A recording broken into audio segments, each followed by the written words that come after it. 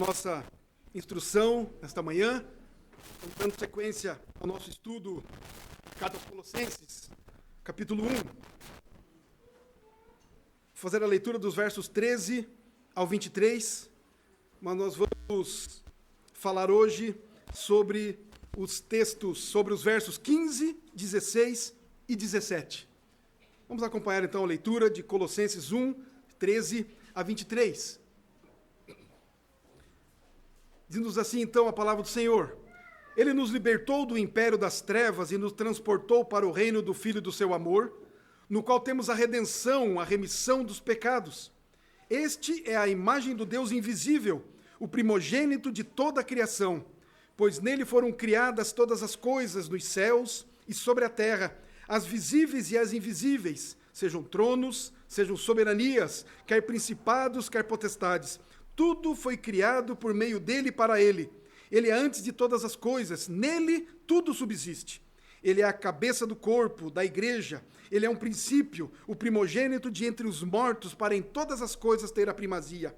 Porque aprove a Deus que nele residisse toda a plenitude e que, havendo feito a paz pelo sangue da sua cruz, por meio dele reconciliasse consigo mesmo todas as coisas, quer sobre a terra, quer nos céus.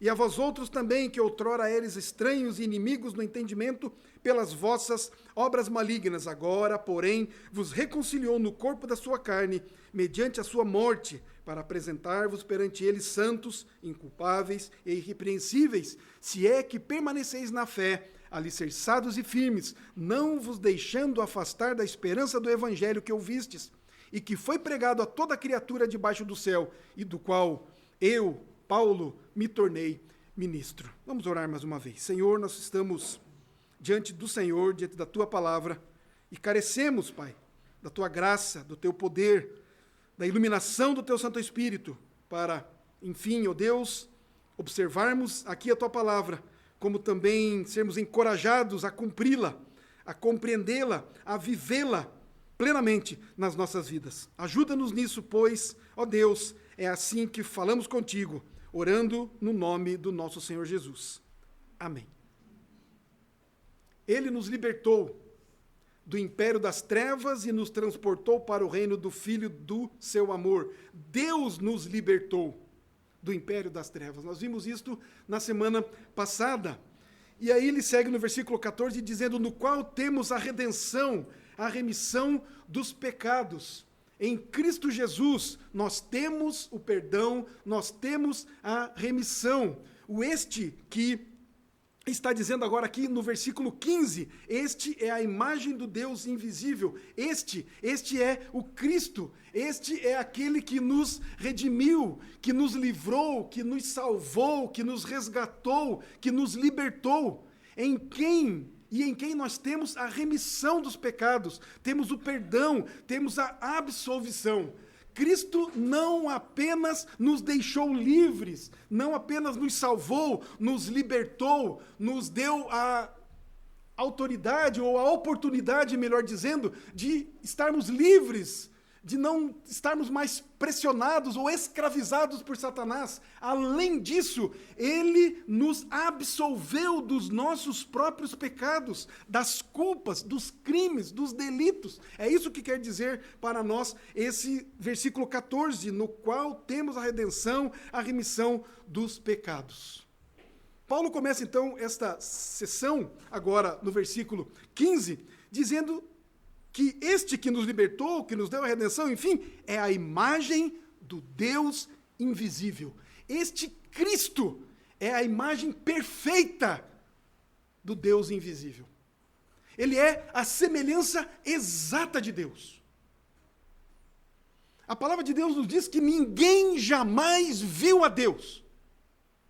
Mas se nós queremos ver a Deus, se nós desejamos ver a Deus, se nós buscamos a Deus, nós vamos encontrá-lo revelado em Cristo Jesus. Cristo Jesus é a imagem perfeita, exata, completa, plena de Deus.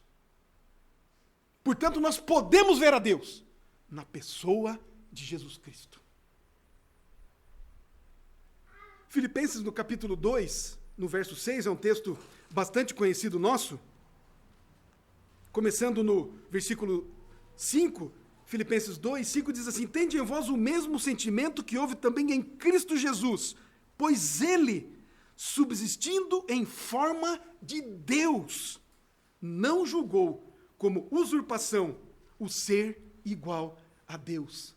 Jesus Cristo é Deus, ele é igual a Deus, ele é Deus, mas ele abdicou por um período de tempo dos privilégios que ele tem como Deus. Ele desceu da sua glória, desceu da presença com Deus, com o Pai, para se fazer homem. Ele humilhou-se. Ele abdicou, portanto, desse privilégio, da honra que tem junto com o Pai. Como lemos no princípio do culto, lá em João, no capítulo 1, no versículo 14, olha o que o apóstolo registra para nós, apenas para lembrarmos, aqui no capítulo 1, no versículo 14, ele dizia: o Verbo se fez carne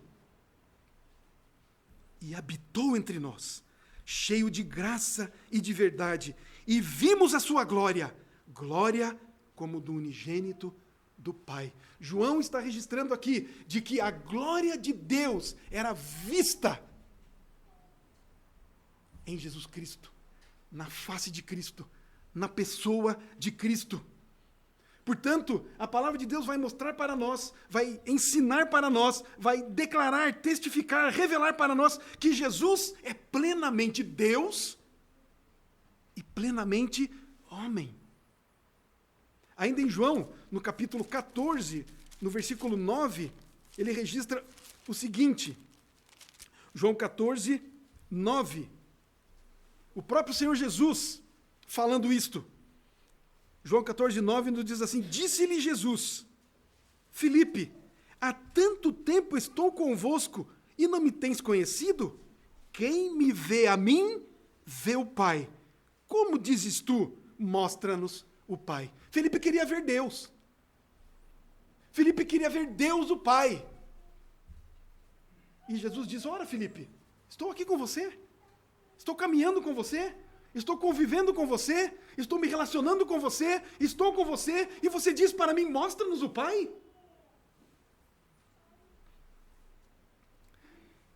Jesus Cristo é a imagem perfeita do Deus invisível.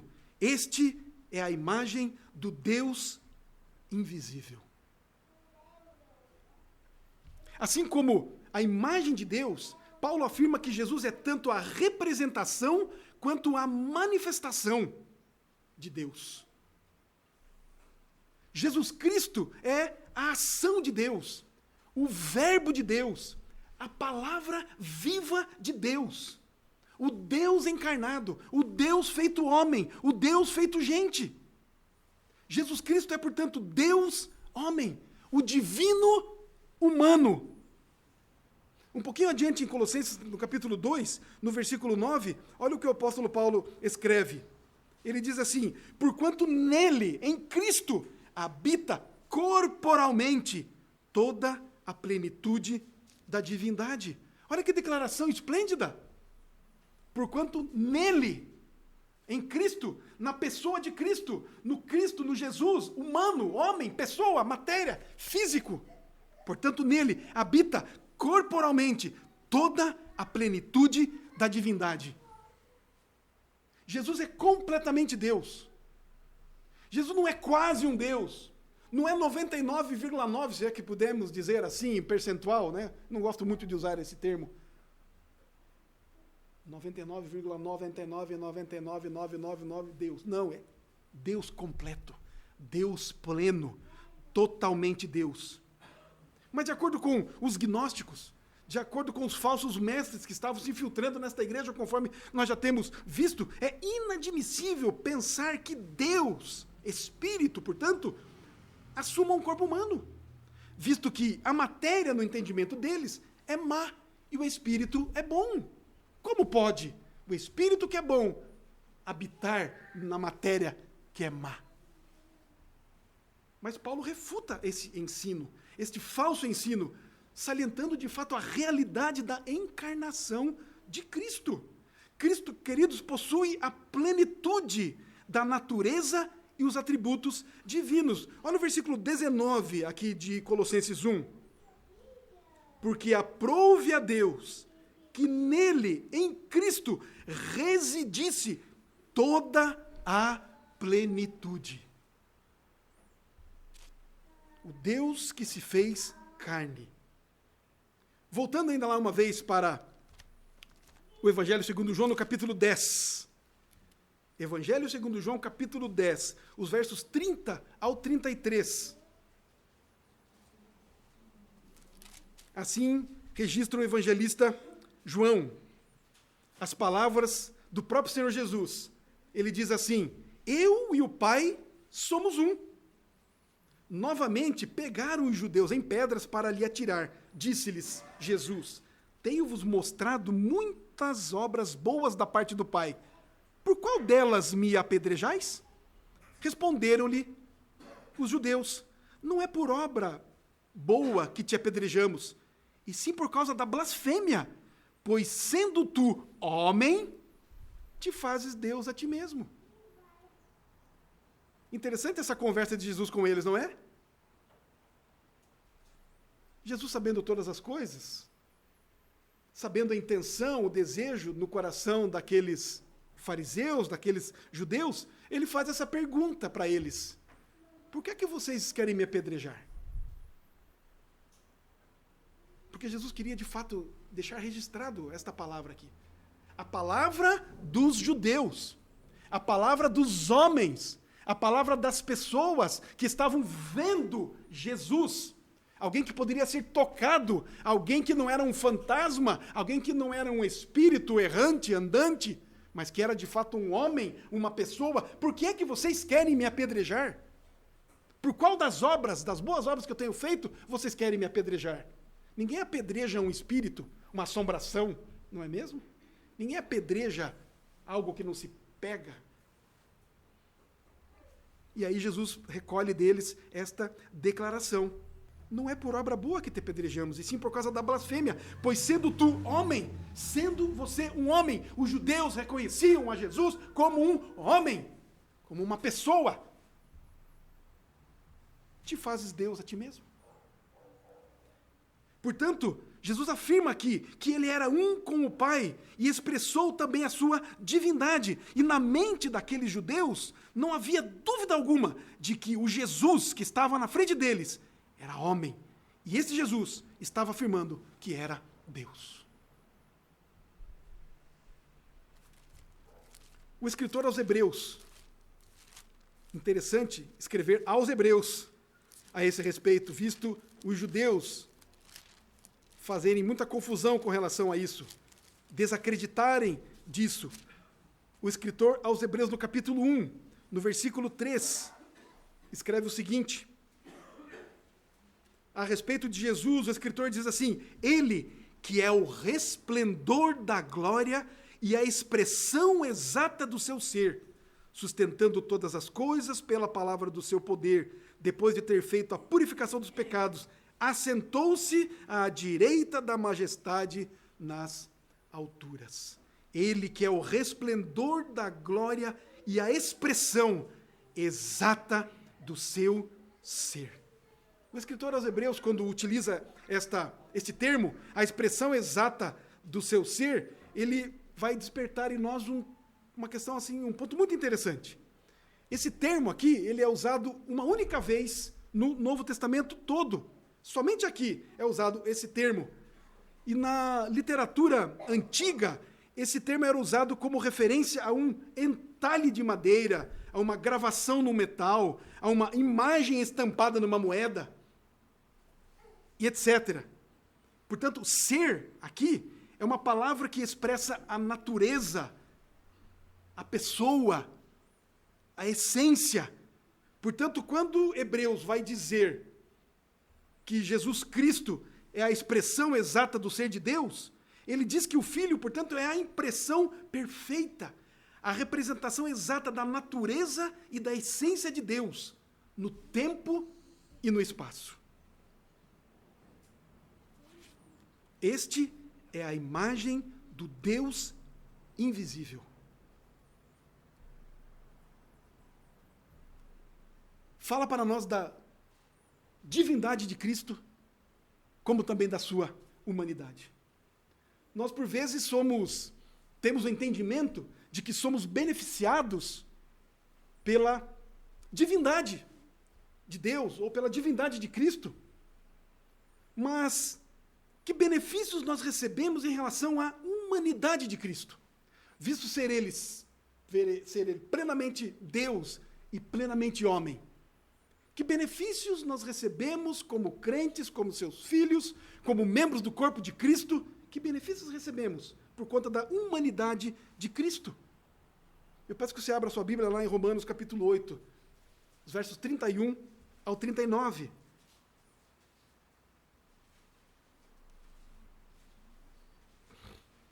Romanos 8, 31 a 39, nos diz assim: que diremos, pois, à vista destas coisas? Se Deus é por nós, quem será contra nós? Prestemos bem atenção no que vem a seguir. Aquele que não poupou o seu próprio filho, antes por todos nós o entregou, porventura não nos dará graciosamente com ele todas as coisas? Quem intentará acusação contra os eleitos de Deus? É Deus quem os justifica. Quem os condenará? É Cristo Jesus quem morreu, ou antes quem ressuscitou, o qual está à direita de Deus e também intercede por nós. Quem nos separará do amor de Cristo? Será tribulação, ou angústia, ou perseguição, ou fome, ou nudez, ou perigo, ou espada? Como está escrito, por amor de ti, somos entregues à morte o dia todo. Fomos considerados como ovelhas para o matadouro. Em todas estas coisas, porém, somos mais que vencedores por meio daquele que nos amou.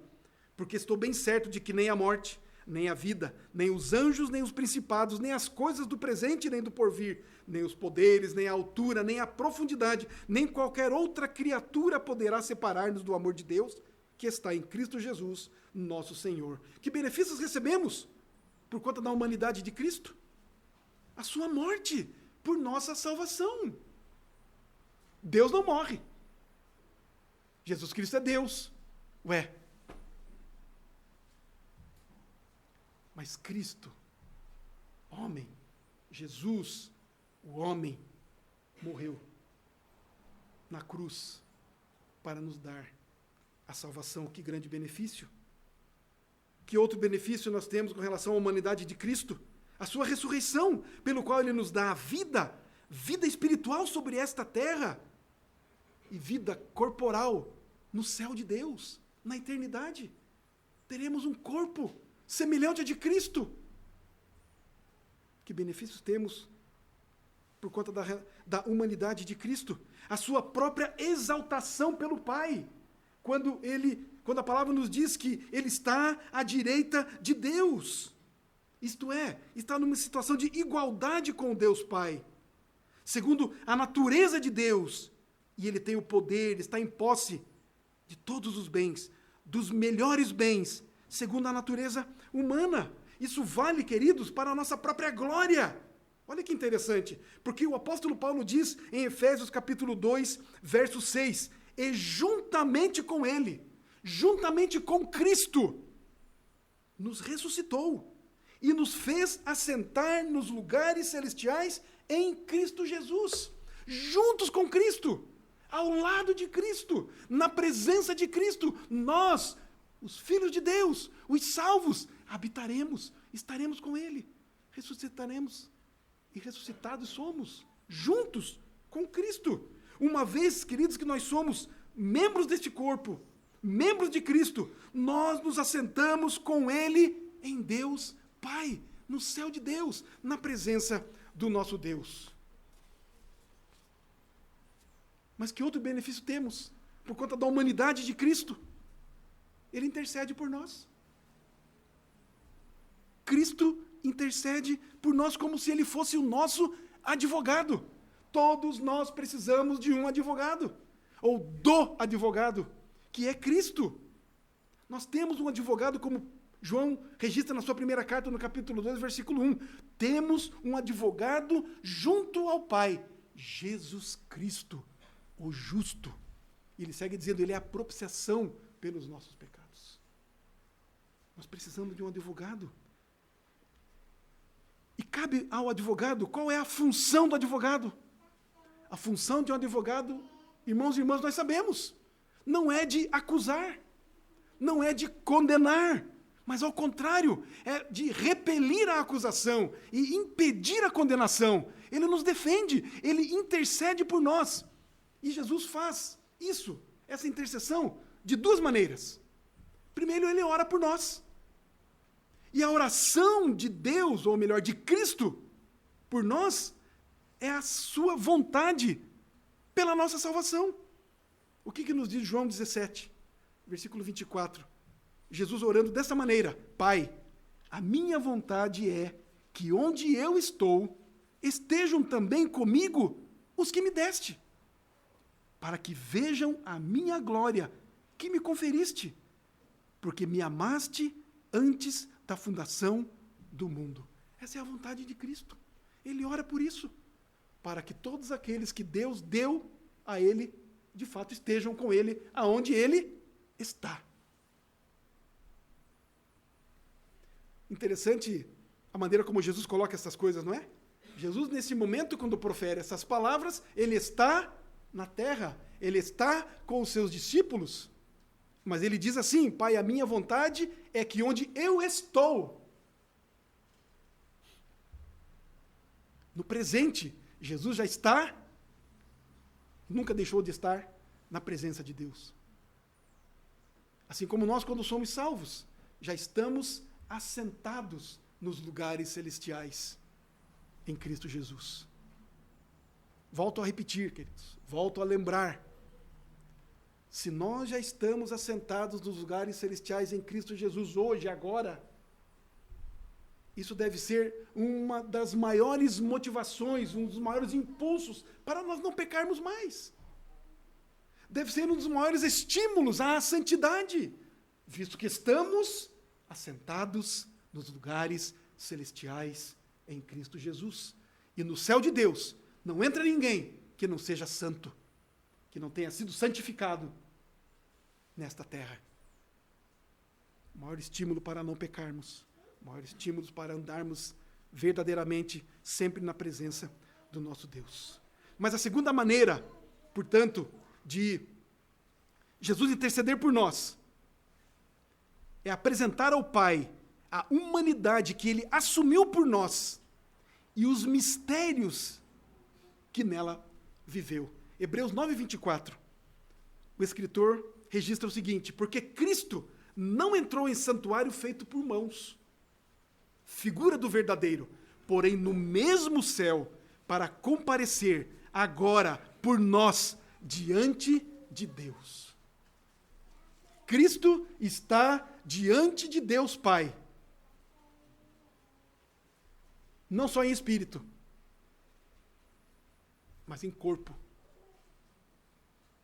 Cristo jamais deixará de ser corpo. Desde a sua encarnação, tornou-se então homem, corpo, gente, humano, físico, matéria. Jamais deixará de ser físico. Às vezes parece estranho isso, não é? Quando pensamos no céu, pensamos apenas em espírito, pensamos apenas na alma. Pois o que acontecerá depois, quando Jesus voltar? E a Bíblia nos registra para nós. Quando Jesus vier, o que vai acontecer? Os mortos ressuscitarão primeiro. O que é que vai ressuscitar? Corpo. E os que estão vivos, todos se encontrarão com o Senhor no céu. Poxa vida, depois que somos ressuscitados, ou os mortos forem ressuscitados, corpo transformado, perfeito. Não dizem em lugar algum mais das Escrituras que esse corpo vai se desintegrar, que vai se tornar daí somente espírito. Nós somos corpo e espírito. E quando Jesus vier nos buscar, vai nos restaurar completamente. Um corpo corrupto já foi destruído, acabou-se, vai ser ressurreto, transformado agora, portanto, um corpo perfeito. E nós, os vivos, seremos também transformados teremos um corpo novo e habitaremos para sempre com o Senhor em espírito e corpo, na cidade eterna. Nós não vamos ficar vivendo pisando em nuvenzinhas, porque o dia que não tiver nuvem, nós vamos pisar onde? Nós teremos uma casa celestial, um lugar, um novo céu e uma nova terra.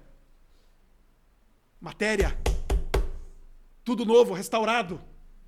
É lá que nós vamos viver, é lá que nós vamos morar com o nosso Senhor. São os benefícios da humanidade de Cristo. Mas voltando lá a Colossenses, no capítulo 1, no versículo 15, este é a imagem do Deus invisível. Ele segue dizendo, o primogênito de toda a criação. Quando vem à nossa mente o termo primogênito, nós sempre fazemos relação com alguém que nasceu primeiro.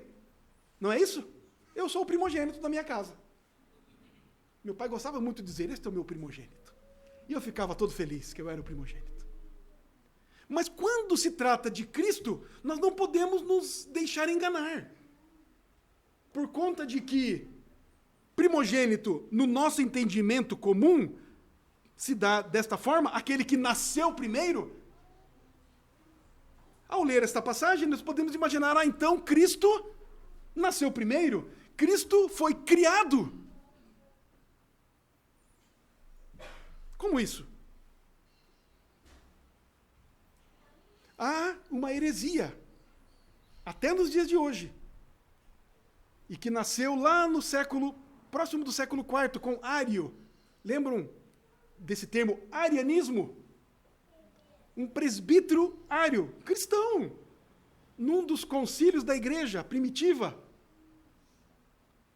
Ele defendeu a ideia, baseado neste texto e em alguns outros que trata da primogenitura de Cristo, dizendo então que Cristo não era Deus, que Cristo era um ser criado. E eu falei aqui que na antiguidade, com Ário e os seus discípulos, defenderam esta ideia. E o concílio, naquela época, refutou essa ideia, combateu essa ideia, não é? E considerou Ário como um herege, não é? Portanto, um dos primeiros concílios da igreja defendeu, de fato, as Escrituras, que Cristo não é um ser criado, mas que Cristo é, de fato, Deus, não é? E eu falei, então, na antiguidade, esses arianos, mas há os arianos hoje. Aceita testemunhas de Jeová. Eles são descendentes de Ário. Eles não reconhecem a Jesus Cristo como Deus. Esses testemunhos de Jeová, eles são discípulos, portanto, de Ário.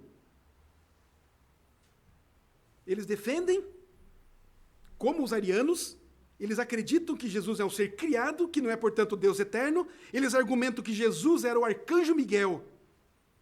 No entanto, se nós examinarmos seriamente as Escrituras, nós vamos ver que essas afirmações não se sustentam. Os versos 16 e 17 nos mostram isso. Pois nele foram criadas todas as coisas, nele em Cristo, nos céus e sobre a terra, as visíveis e as invisíveis, sejam tronos, sejam soberanias, quer principados, quer potestades. Tudo foi criado por meio dele e para ele. Ele é antes de todas as coisas.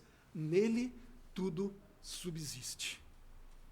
Essa afirmação, portanto, que Paulo faz aqui, dizendo que Cristo é a imagem do Deus invisível, o primogênito de toda a criação, tem a ver, ele ressalta a verdade sobre a primazia de Jesus Cristo como herdeiro de tudo, como o Senhor autêntico, representante e substituto do Pai.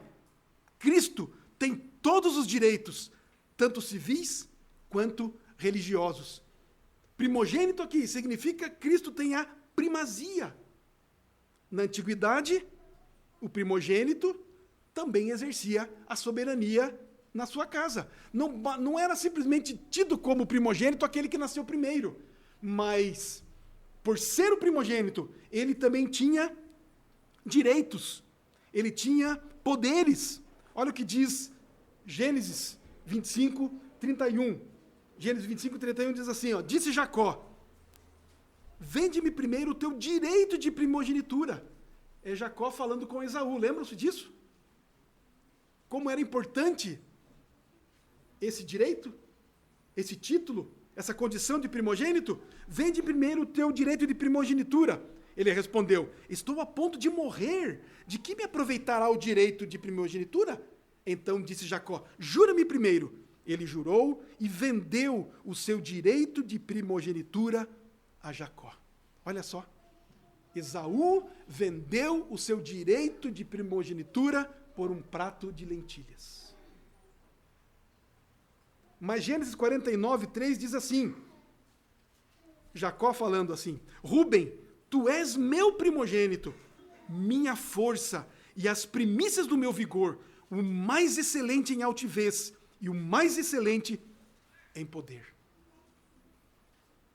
Assim, o que Paulo afirma aqui é que o nosso soberano Senhor é herdeiro de tudo que já foi criado e, como tal, ele possui direitos irrevogáveis para possuir e exercer absoluta autoridade sobre a criação, quer sejam os céus, quer sejam a terra e tudo o que neles há. Olha o que o salmista no Salmo 24:1 declara, ao Senhor pertence a terra e tudo que nela se contém, o mundo e os que nele habitam. Como primogênito de toda a criação, Jesus também tem o privilégio de ser o escolhido para ocupar a mais alta posição de honra. É isso que significa ser o primogênito de toda a criação. Ele ocupa a mais elevada posição de honra. Olha o Salmo 89, 27. O salmista declara o seguinte, faloei, por isso, meu primogênito, o mais elevado entre os reis da terra. Portanto, queridos, o termo primogênito atribuído a Jesus significa que não é que ele foi o primeiro criado, absolutamente, mas que ele tem a primazia sobre todas as coisas, que é o herdeiro de tudo que foi criado, que tem toda a autoridade irrevogável sobre toda a criação e que foi eleito para a mais alta posição de honra sobre tudo e sobre todos. Mas por que que o Senhor Jesus Cristo foi exaltado a essa posição? Por que que Jesus foi exaltado à primogenitura, a ser o primogênito? Pelo menos 3 verdades nós vamos ver aqui na sequência desse texto. Voltando lá em Colossenses, pois nele foram criadas todas as coisas nos céus e sobre a terra, as visíveis e as invisíveis, sejam tronos, sejam soberanias, quer principados, quer potestades. Tudo foi criado por meio dele e para ele. Nele, em primeiro lugar, foram criadas todas as coisas. Jesus Cristo, portanto, é a fonte originadora de tudo que existe no céu e na terra. Irmãos e irmãs, tudo que nós vemos e tudo que nós não vemos, tudo que nós podemos perceber, tudo que nós podemos não perceber, portanto, o visível e o invisível, tudo que está até mesmo fora do alcance dos nossos sentidos, tudo tem origem no plano e no poder do nosso Senhor Jesus Cristo. Paulo registra aqui tronos, soberanias, homens, anjos. Por que será que ele cita anjos aqui? Porque uma das heresias plantadas na igreja era de que os anjos tinham determinado poder, os anjos poderiam ser adorados, enfim, nós vamos ver melhor um pouco mais adiante, quando Paulo trata mais especificamente desta questão. Mas Paulo diz, tronos, soberanias, homens e anjos, príncipes e autoridades do mundo sobrenatural, tudo provém do seu poder criador. E é muito interessante, porque esse texto, os versos 15 a 17, pelo menos, foi transformado num hino de louvor e adoração. A igreja primitiva cantava estas palavras. E penso que se nós lermos com bastante cuidado, com temor, com tremor, esse texto, a maneira como Paulo coloca estas palavras, eu penso, queridos, que nós também não vamos nos aguentar, ficar quietos. Nós seremos conduzidos seriamente, alegremente, à adoração. A adorar o nosso Criador, adorar o nosso Senhor Jesus. Paulo, então, afirma aqui nesses versos com vigor, com louvor, com adoração a Deus, que Jesus Cristo é Senhor, herdeiro e primogênito sobre tudo e sobre qualquer inteligência, sobre qualquer coisa, as visíveis e as invisíveis. Nele todas as coisas foram criadas. Em segundo lugar, o texto nos diz que tudo foi criado por meio dele. Cristo também é o agente do poder criador de Deus. Se é que tudo que existe passou pelas mãos de Jesus, portanto, então nós podemos ter absoluta certeza e confiança no seu controle providencial. Se tudo foi criado por Cristo, como agente criador de Deus, nós podemos ter essa certeza, queridos, de que Ele controla todas as coisas, pois Ele fez todas as coisas. É por isso que para Deus, para Cristo, não há surpresa alguma. Cristo não é pego de surpresa em momento algum. Nem mesmo os incidentes que acontecem nas nossas vidas, nós podemos chamar de por acaso. De que o acaso, não há acaso para Deus, não há acaso para Cristo. Já que nada que existe e nem qualquer fato ocorrido nas nossas vidas pode ser separado da sua divina vontade. João 1,3 nos diz assim: todas as coisas foram feitas por intermédio dele, e sem ele, nada do que foi feito se fez.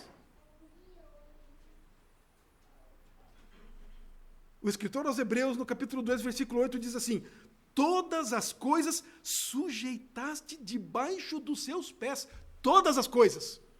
Os mínimos detalhes, as grandes coisas, tudo está debaixo do poder de Cristo, da sua soberania, do seu domínio, do seu controle. Todas as coisas sujeitaste debaixo dos seus pés. Mas o Hebreus continua escrevendo, continua dizendo: ora, desde que lhe sujeitou todas as coisas, nada deixou fora do seu domínio. Agora, porém, ainda não vemos todas as coisas a ele sujeitas. As coisas que acontecerão nas nossas vidas. Nada é por acaso. Tudo está debaixo do domínio, do controle, da vontade do nosso Deus. Nós não estamos largados ao léu. Nós não fomos salvos e deixados viver de qualquer maneira. Tudo está sob o controle de Deus.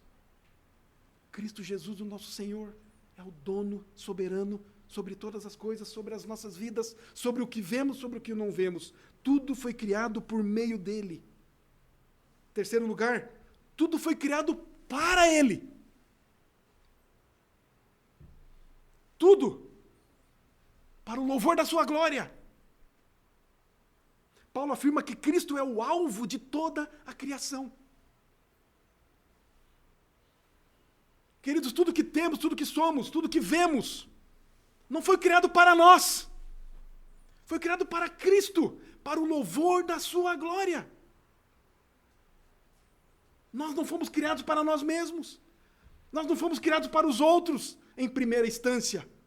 Fomos criados para Deus, para a sua glória, para Cristo, para a glória do nosso Senhor. Todas as coisas criadas pelas suas mãos, todas as funções e variedades infinitas do universo, tudo tem como finalidade render ao Senhor todo o louvor possível. Desde a mais longínqua galáxia, nesse infinito universo, até aqueles micro-organismos que com aqueles super, hiper, mega poderosos microscópios podem identificar, e até aqueles que não são identificáveis, vamos dizer assim, tudo se rende e presta louvor, proclamando eternamente que o Senhor Jesus é digno de receber toda a honra, toda a glória e toda a adoração. É interessante que o salmista, no Salmo de número 19, há praticamente, quantos mil anos? 3.000 anos, praticamente escreveu isso.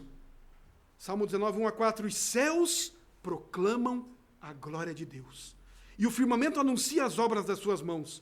Um dia discursa a outro dia, e uma noite revela conhecimento a outra noite. Não há linguagem, nem há palavras, e deles não se ouve nenhum som. No entanto, por toda a terra se faz ouvir a sua voz, e as suas palavras até aos confins do mundo. Toda a natureza, toda a criação tem esse objetivo, tem essa função.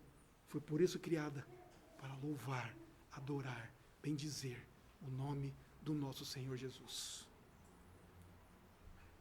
Verso 17, Colossenses 1. Ele é antes de todas as coisas, nele tudo subsiste. Duas verdades Paulo apresenta aqui que apoiam a absoluta primazia de Cristo, superioridade de Cristo, preeminência de Cristo. Em primeiro lugar, ele diz que ele é antes de todas as coisas. O apóstolo Paulo, creio, sabia da declaração de Jesus Cristo, quando ele fez perante os judeus, que está registrado lá em João capítulo 8, versículo 58. Creio que Paulo sabia disso. Jesus respondeu assim, João 8, 58, respondeu-lhes Jesus, em verdade vos digo, antes que Abraão existisse, eu sou. Os judeus ficaram tão raivosos com essa declaração de Jesus que queriam apedrejar Jesus. Mais uma vez Jesus dizendo que era Deus, que é Deus. Jesus diversas vezes empregou esse termo, essa frase, eu sou, colocando-se, portanto, a si mesmo, acima do tempo. E ele de fato é aquele que não tem início e nem fim. Na verdade, ele é o alfa e o ômega. Ele é o princípio e o fim.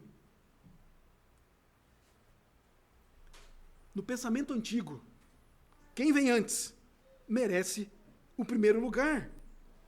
Então, queridos, nós somos confrontados com a prioridade de Jesus, a primazia dele, evidenciada no fato de que, já que todas as coisas vêm depois dele, logo ele é superior a tudo que existe, a tudo que há. Ele é antes de todas as coisas. Em segundo lugar, a outra verdade que Paulo afirma aqui, nessa absoluta primazia de Cristo, é que nele tudo subsiste. Paulo está dizendo aqui que Jesus Cristo é o centro de todas as coisas. A unidade, a coerência que liga, que interliga, por exemplo, as leis da física, as leis da química, da biologia, da astronomia, os sistemas de lei que regem todo o universo. Tudo isso está debaixo da absoluta soberania de Cristo. Nele tudo subsiste. Nele tudo funciona. Se as coisas funcionam, é por causa de Cristo. Ele comanda, ele controla, ele domina, ele dirige. Ele não apenas criou e largou, ele criou e cuida e sustenta, e as coisas funcionam, e todas as leis ele domina, ele tem poder. Ele está acima das próprias leis que ele criou. Basta lembrarmos de Pedro caminhando sobre as águas, contrariando as leis da física, não é isso? De repente ele afunda. Da mesma forma, queridos, que toda a criação é preservada e sobrevive pelo poder de Cristo, assim também nós. Estamos amparados, estamos guardados pelos soberanos cuidados de Cristo. Irmãos e irmãs, isso não é uma verdade teórica, isso não é apenas religião, mas é a prática do nosso dia a dia. Podemos verificar isso nas nossas vidas? Podemos testemunhar disso? De que de fato o Senhor nos guarda, nos ampara, nos guia, cuida de nós? Será que se eu pedisse aqui para que cada um de nós levantasse agora a voz e desse um testemunho dos cuidados de Deus na sua vida, será que nós teríamos nenhum? Ou será que nós teríamos dezenas e dezenas e dezenas de testemunhos, de provas práticas, visíveis dos cuidados de Cristo sobre cada um de nós? Assim, queridos, nós enfrentamos o sofrimento, a perseguição ou qualquer outro problema, nós somos encorajados a encararmos como manifestações da graça de Cristo, que em tudo está presente e ativo. Essas palavras do apóstolo Paulo aqui em Colossenses nos mostram a efetiva presença viva, verdadeira, prática, visível de Cristo nas nossas vidas. O seu cuidado conosco. Ele é soberano, Ele é todo-poderoso, Ele é o Senhor. E Ele demonstra todas essas coisas na prática, na nossa vida, cuidando da gente. 2 aos Coríntios, capítulo 12. Eu considero esse texto algo impressionante. E nós estamos encerrando. 2 aos Coríntios, capítulo 12, os versos 7 ao 10. Veja que preciosidade que temos aqui. Quem dera a cada um de nós nos colocássemos também nesta situação, compreendêssemos da mesma maneira como o apóstolo compreendeu aqui. 2 Coríntios 12, de 7 a 10, diz assim: E para que não me ensoberbecesse com a grandeza das revelações, foi-me posto um espinho na carne, mensageiro de Satanás, para me esbofetear, a fim de que não me exalte. Por causa disto, 3 vezes pedi ao Senhor que o afastasse de mim. Então ele me disse: a minha graça te basta, porque o poder se aperfeiçoa na fraqueza. De boa vontade, pois, mais me gloriarei nas fraquezas, para que sobre mim repouse o poder de Cristo. Pelo que sinto prazer nas fraquezas, nas injúrias, nas necessidades, nas perseguições, nas angústias, por amor de Cristo. Porque quando sou fraco, então é que sou forte. O âmago desse texto, queridos, não é se Paulo estava cego ou não, se tinha dificuldades para enxergar ou não, qual era o problema que Paulo passava, não é esse o ponto. Não é isso que importa. Não é mesmo, queridos? O que importa é que ele diz que a graça de Deus bastava para ele. Deus disse isso a ele. E ele de boa vontade, pois mais me gloriarei nas fraquezas, para que sobre mim repouse o poder de Cristo. E aí o versículo 10. Esse versículo 10 me arrebenta, me deixa no chão, e acho que deve fazer isso com cada um de nós. Pelo que sinto prazer nas fraquezas, nas injúrias, nas necessidades, nas perseguições, nas angústias, por amor de Cristo, porque quando sou fraco, então é que sou forte, porque a graça de Deus me fortalece e me ajuda e me permite passar pelas angústias, pelas injúrias, pelas dificuldades. Paulo, escrevendo aos Filipenses, no capítulo 1, versículo 29, diz assim: porque vos foi concedida a graça de padecerdes por Cristo, e não somente crerdes nele. Portanto, queridos, aqui em Colossenses, no capítulo 1, Paulo escrevendo: este é a imagem do Deus invisível, o primogênito de toda a criação, pois nele foram criadas todas as coisas nos céus e sobre a terra, as visíveis e as invisíveis, sejam tronos, sejam soberanias, quer principados, quer potestades, tudo foi criado por meio dele e para ele. Ele é antes de todas as coisas, nele tudo subsiste. Vamos aplicar isso para nós hoje? Algumas perguntas. Então, queridos, Cristo é o primogênito nas nossas vidas. Ele é o primeiro. Ele é o Senhor preeminente. Nós nos curvamos diante dele e o temos como o primeiro em nossas vidas. Quem é o Senhor dos senhores? Quem é o Rei dos reis? Irmãos e irmãs, nós buscamos em Cristo plenitude de vida? Ou nós vamos atrás das falsificações que o mundo oferece?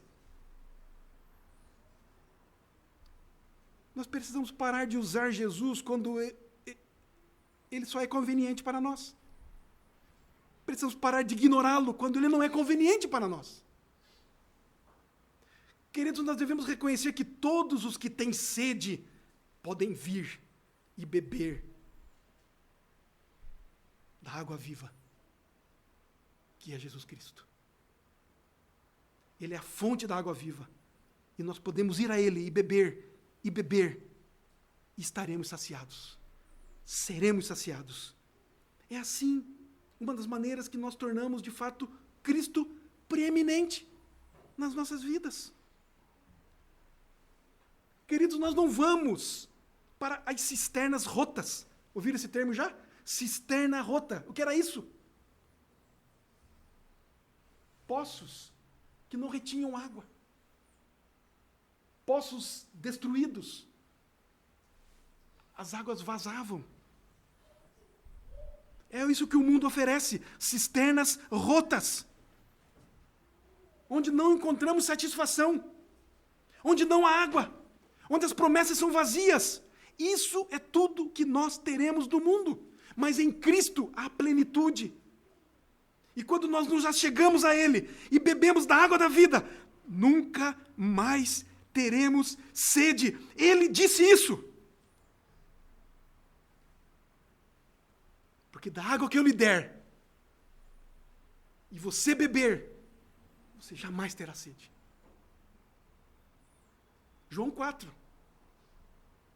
Jesus com a mulher samaritana. Ele diz isso lá para ela. Vinde a mim todos os que estão cansados e sobrecarregados, e eu vos darei descanso. E quando descansamos em Cristo, queridos, o estamos colocando em primeiro lugar. Ele tem de fato a primazia. Irmãos e irmãs, não procuremos descanso onde não há descanso, onde o descanso não pode ser encontrado. Não procuremos satisfação e descanso no trabalho, nas amizades, nos relacionamentos, na família, nos filhos, na esposa, no pai. Não procuremos descanso na mudança de nosso comportamento. Não procuremos descanso e satisfação em fazer melhor, em se esforçar mais, mas em Cristo. Nele, de fato e de verdade, encontramos descanso para a nossa alma. E quando nós descansamos nele, nós mostramos que ele é preeminente. Nós o honramos, nós o glorificamos. Vou perguntar mais uma vez. Jesus é o primeiro na totalidade das nossas vidas? É o primeiro? Ele está em primeiro lugar na nossa conta bancária? Ele está em primeiro lugar no nosso tempo? Na maneira como nós vivemos os nossos dias? Jesus Cristo é o primeiro na nossa família? É o primeiro nas nossas amizades? É o primeiro no nosso coração? É o primeiro nas nossas prioridades? Ele é proeminente nas nossas vidas? Jesus Cristo! Ele é o Senhor. Ele é o primeiro, ele é preeminente, ele é digno de ser adorado, diante de quem todos devemos nos curvar. Todo joelho se dobrará e toda língua confessará que ele é o Senhor, para a glória de Deus Pai. Um dia, todos se dobrarão diante do Rei da Glória. Quer os convertidos, quer os salvos, como os ímpios, os rebeldes, os réprobos, vão se dobrar diante da majestade, da glória do Senhor Jesus Cristo.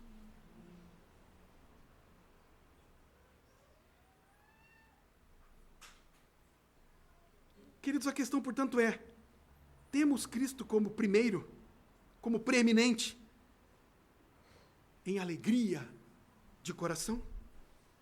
Cristo tem a primazia? Ele é o Senhor da criação, Ele é o Senhor da salvação. Jesus Cristo, irmãos e irmãs, e eu creio que nós sabemos disso, é tudo o que nós precisamos. Jesus Cristo e mais nada, é tudo que nós precisamos. É tudo o que temos, é tudo o que nós necessitamos. Portanto, Deus nos ajude para que seja de fato assim, em nome de Jesus.